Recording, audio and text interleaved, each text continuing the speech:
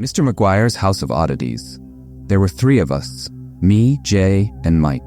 We'd been friends since we were kids, the kind of bond you don't break, even when life starts pulling you in different directions. College had done that to us, but now, standing on the edge of graduation, we figured there was time for one last road trip before the real world got its claws into us. I had the idea, just load up in Mike's beat-up old Subaru and drive. No destination in mind, no agenda, just go. One last adventure. We packed light, mostly energy drinks and snacks, and left early that Saturday morning. Jay rode shotgun, messing with the radio as I sprawled out in the back, watching the landscape blur by. Mike was driving. He always drove. He was the calmest, most level-headed of the 3 of us. Jay was more impulsive and was always hyped about something, whether it was the next party or his latest failed scheme. Me? I was just happy to be along for the ride. It had always been like that. A few hours in, we left behind the more familiar towns and the roads got lonelier. The kind of highways that stretched on forever, surrounded by flat, endless fields and the occasional abandoned house. We passed towns so small you'd miss them if you blinked. Jay kept joking about how this was the kind of place where people go missing. Where serial killers bury the bodies, he said, laughing. At the time, we all did. But by the time the sun started dipping low, the excitement had faded and boredom set in. We'd been driving for hours, and the road ahead didn't look any more exciting than the miles behind us. Mike suggested stopping for the night. We hadn't seen a motel or even a gas station for at least an hour, but we decided to push through the next 50 miles to the next town. Then, we saw it. A small, weathered billboard on the side of the road. It read, Mr. McGuire's House of Oddities, 2 miles ahead.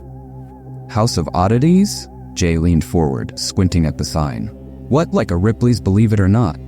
Seems like it, Mike said. Want to check it out? Hell yeah.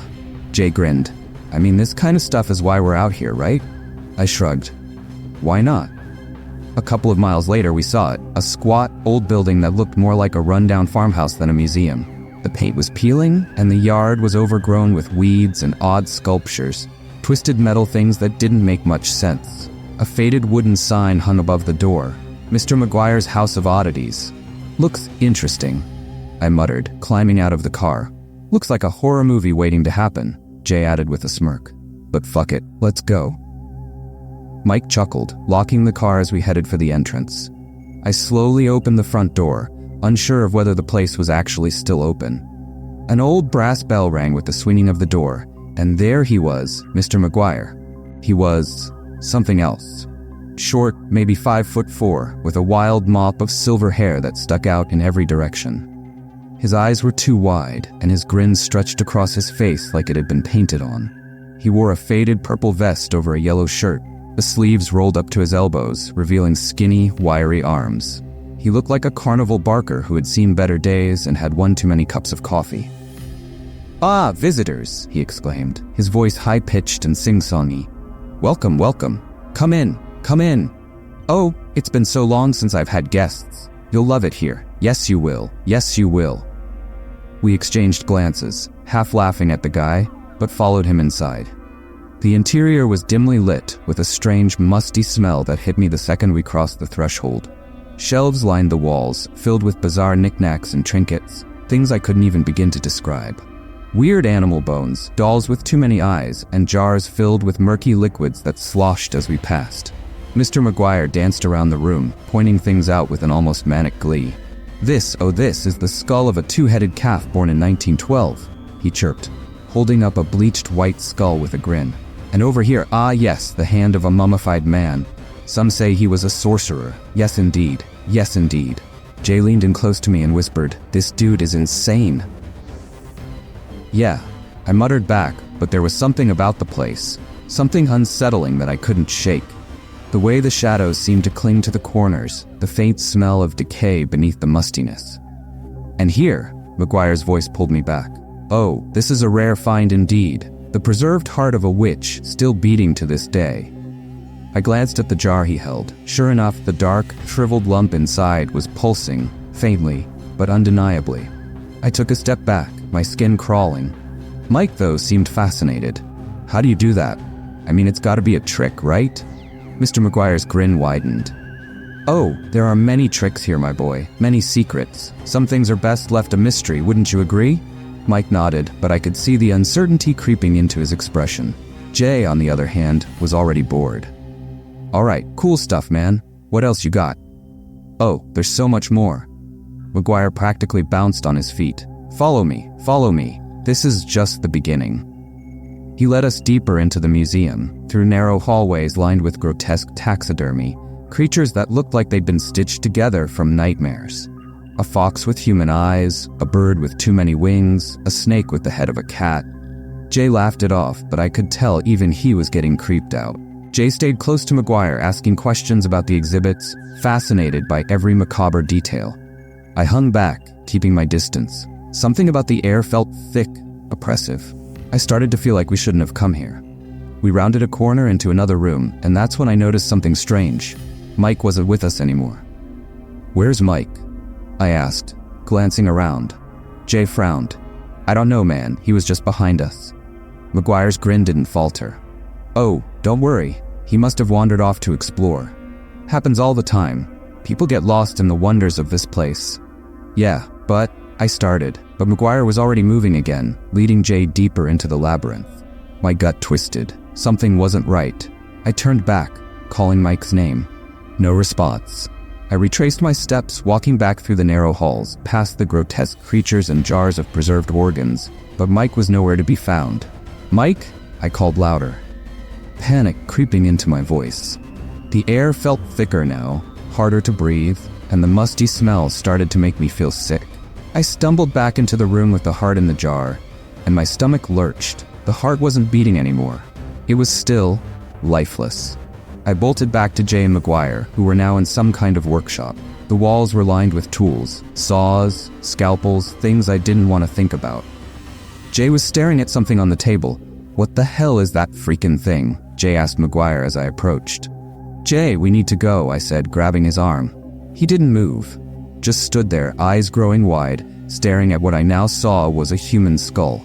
But it wasn't just any skull. It looked fresh, too fresh. The flesh still clung to the bone in some places, and the eyes, God, the eyes were still in their sockets, staring blankly up at the ceiling. Jay, we need to go now. I pulled harder, and he finally snapped out of it, nodding quickly. Yeah, let's go. But as we turned to leave, Mr. McGuire was standing in the doorway, his grin wider than ever. Oh, you can't leave yet, boys, he said, his voice sickly sweet. The tour's not over. I glanced at Jay, who was trembling now. What did you do with Mike? I demanded. McGuire's smile faltered just for a second.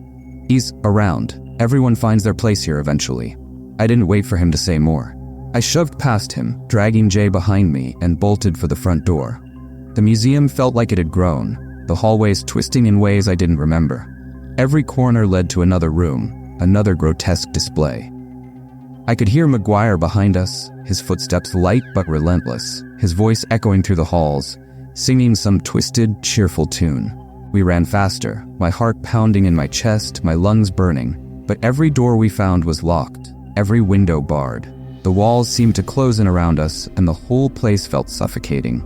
And then, we saw it, the exit, the door we'd come through. I threw myself at it, turning the knob, praying it wasn't locked. It wasn't.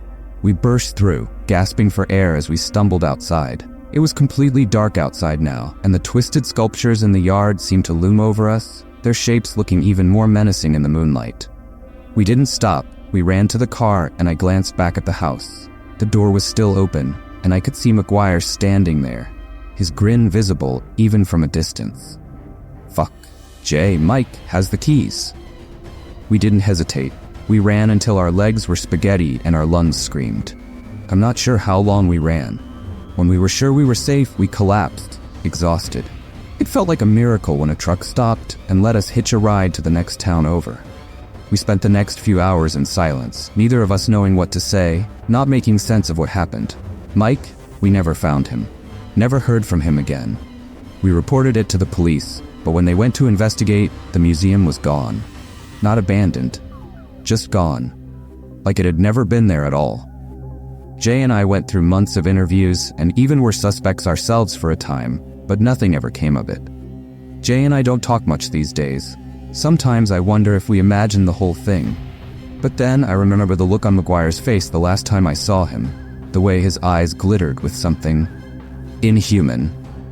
We may have never found Mike, but I know where he is.